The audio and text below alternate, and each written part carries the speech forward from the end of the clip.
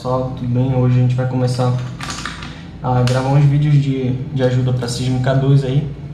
Aí, pra gente começar, um dos grandes problemas dessa matéria, dessa disciplina, é a falta de organização assim, das ideias, onde que vocês vão aprender as coisas, onde vocês vão colocar cada informação que você aprende durante o curso. Eu dividi aqui, e eu aconselho você dar um pause depois para organizar isso daqui melhor, em 3 partes, né? Aquisição, processamento, uma partezinha de inversão e outra de interpretação, mas isso daqui é tópico extra, não é o foco da Sísmica 2. O foco mesmo são essas etapas de processamento, que são basicamente 3, né? É a deconvolução, o empilhamento e a migração. A gente vai ver o que é cada um deles e como eles estão relacionados com essas coisas aqui que são da aquisição. Tá.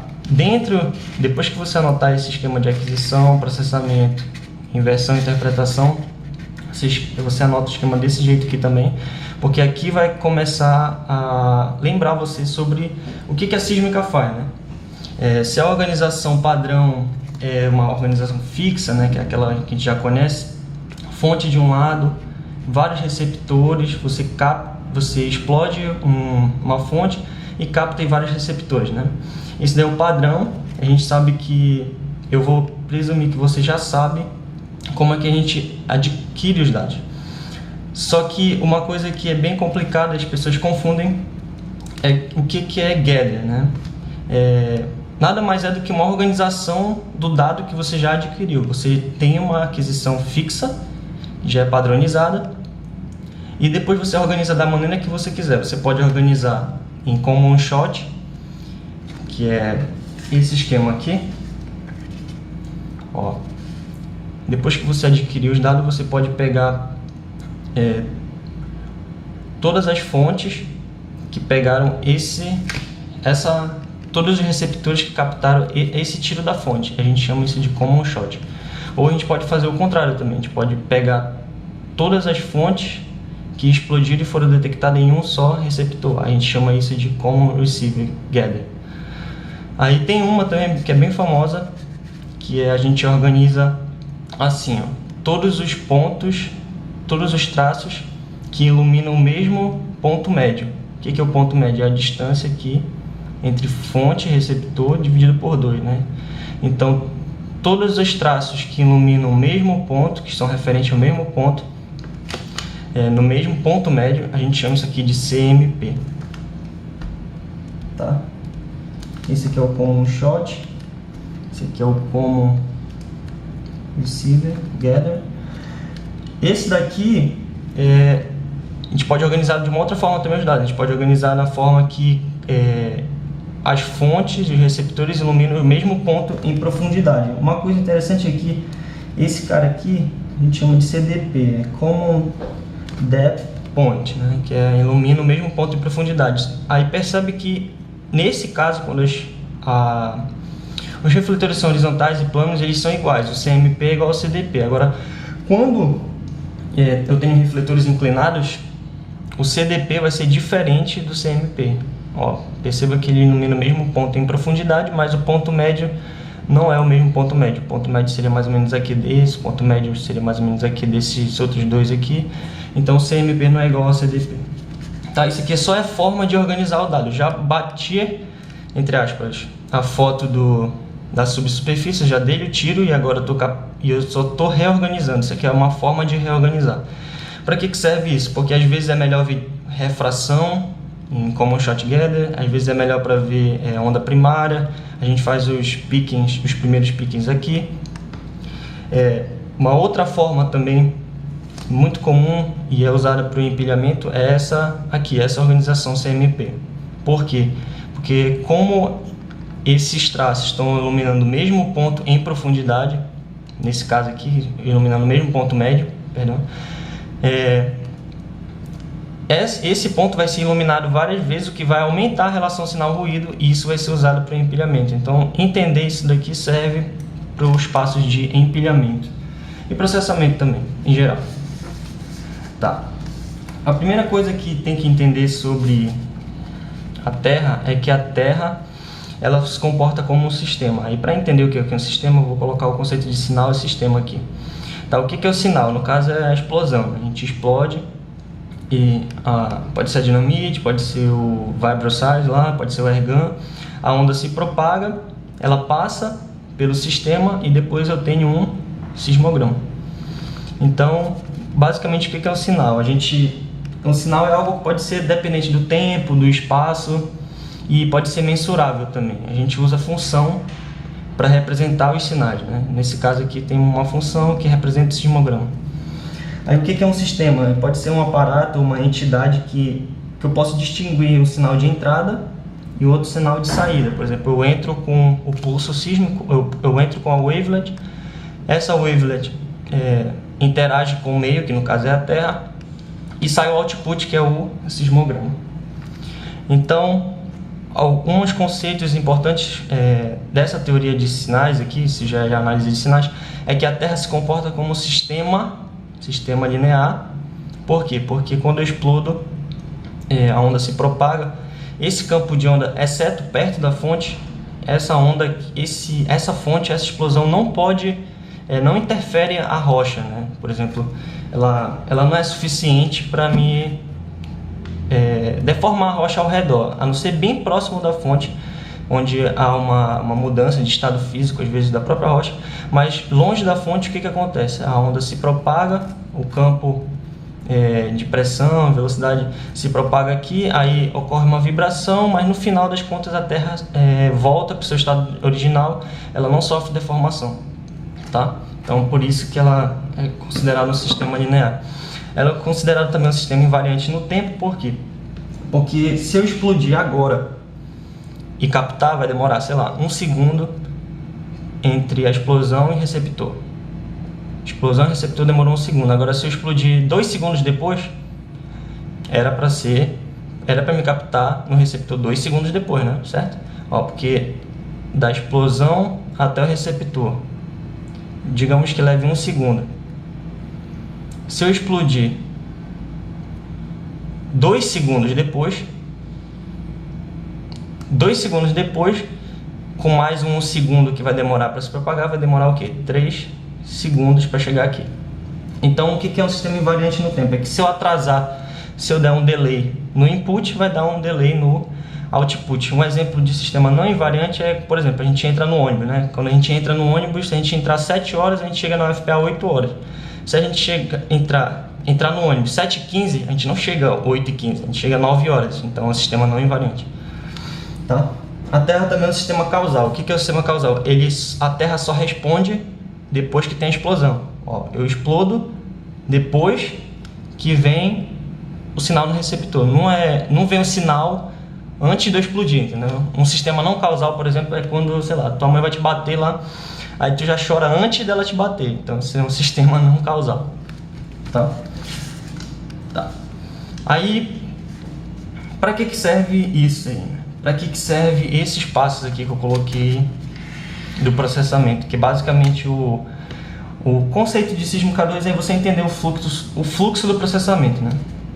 É entender esses 3 passos aqui: a deconvolução, empilhamento e migração. Para que entender eles? Porque a deconvolução ela vai auxiliar a melhora na resolução no tempo, que é na resolução vertical aqui. A migração vai auxiliar na resolução lateral aqui, resolução horizontal. Por quê? Porque a migração ela vai colapsar de fração, aí vai ficar um bow tie aqui, vai ficar um negócio meio assim, na seção empilhada. Só que na hora que eu for migrar, vai mudar isso daqui, vai colapsar num ponto, então vai melhorar a resolução lateral. Os refletores que antes estavam assim, eles vão ser colocados no seu devido lugar, sempre para cima. A gente vai ver o que a migração faz. E o empilhamento serve para melhorar a razão sinal-ruído, porque quando a gente empilha, a gente reduz o sinal aleatório, né? Os ruídos aleatórios. A gente aumenta o sinal e diminui e reduz o ruído aleatório, ou seja, a razão sinal-ruído aumenta. Então, deconvolução aumenta a resolução vertical, a migração aumenta a resolução horizontal e o empilhamento aumenta a razão sinal-ruído. A deconvolução a gente vai entender melhor. Isso aqui é um volumicismo, tá? A deconvolução a gente vai entender melhor, é mais ou menos assim. Imagina que eu tenho um pulso assim. Aí o que a deconvolução vai fazer? Ela vai comprimir a wavelet. Isso daqui, imagina que esse é o pulso. Esse é o pulso. O que a deconvolução faz? Ela comprime a wavelet para quê? Para melhorar a resolução. Porque ao invés de, por exemplo, imaginar... Ó, imagina que tem duas camadas aqui. Aí, se a wavelet tiver muito grossa, ela vai ver como se fosse só uma. Agora, se a wavelet estiver mais fina, ela vai conseguir distinguir dois refletores aqui. Então é isso que a deconvolução faz. A migração a gente vai ver melhor o que ela faz, porque não dá para explicar aqui, mas basicamente é isso. Tá. Só que para entender alguns conceitos de deconvolução, de empilhamento, tem que ter alguns conceitos antes disso, né? Antes disso. Por exemplo, quando a gente faz a aquisição do dado, se a gente for parar para pensar, quando a onda se propaga, de forma tridimensional, né? E o que a gente capta nos receptores são só pontos na superfície. Por exemplo, a gente explode aqui, a onda se propaga em todas as dimensões, todas as direções, só que a gente só capta às vezes em, sei lá, numa linha e pequenos pontos. O que a gente faz? A gente discretiza o dado, né? E essa discretização tem efeito importante na hora que a gente está processando o dado, porque se você não amostrar, se você não pegar o dado com o espaçamento certo, você vai acabar perdendo informação e o pior, que é contaminando a informação que você tem. Esse efeito aqui a gente vai entender pelo conceito de aliasing, né? O Romanelli fala alias, na maioria dos livros está aliasing, no Rio está aliasing. Isso aqui é em português, isso aqui é em inglês. Tá, o que é aliasing? É o falseamento causado pela amostragem, né? Por exemplo, tem um sinal aqui, tem esse sinal que é analógico, que é a vida real, né? Na vida real o sinal ele é completo, tem todas as informações, só que quando a gente vai colocar isso no computador, vai pegar no receptor, o receptor ele não mede isso continuamente, ele mede por picos, ele pega pontos, né? Por exemplo, aqui ele pegou algumas amostras, ó, esses pontinhos aqui é para dizer que é a amostra. E se a gente ligar os pontos aqui, a gente vai conseguir ter a forma dessa onda original, né? Era para estar na mesma forma, mas não sei se vocês conseguem ver, mas se eu pegar vários pontos aqui, eu consigo, com apenas esses pontos, reproduzir o sinal analógico. Isso aqui é o famoso teorema de Shannon, né? Que é o teorema da amostragem. Se eu amostrar de um jeito correto aqui, a gente vai ver qual é a frequência que a gente tem que fazer para amostrar corretamente, a gente consegue reproduzir todo o sinal, sem perca de informação. Agora, bora fazer de novo aqui, ó, a mesma amostragem. Vou pegar esse ponto aqui, esse ponto, esse ponto, esse ponto, vai ficar assim, ó. 0, 1, 0. Aí quando eu for tentar reproduzir, vai ficar a mesma coisa também, né? Porque eu fiz uma taxa de amostragem muito, acho que foi precisa, assim, acho que é o necessário. Agora, imagina se eu pegar um ponto aqui, um ponto aqui, um ponto aqui e um ponto aqui, ó. Aí eu vou pegar essa amostragem aqui. Olha como vai ficar a forma da onda. Essa onda aqui não tem nada a ver com essa, né? Então, dependendo de como tu amostra, tu pode acabar falseando, né, a informação. Tu vai ter uma informação errada, porque isso daqui não é o sinal original. O sinal original é esse. Só que dependendo de como tu amostra, tu pode ou não recuperar o sinal original, que é o famoso teorema da amostragem, teorema de Shannon.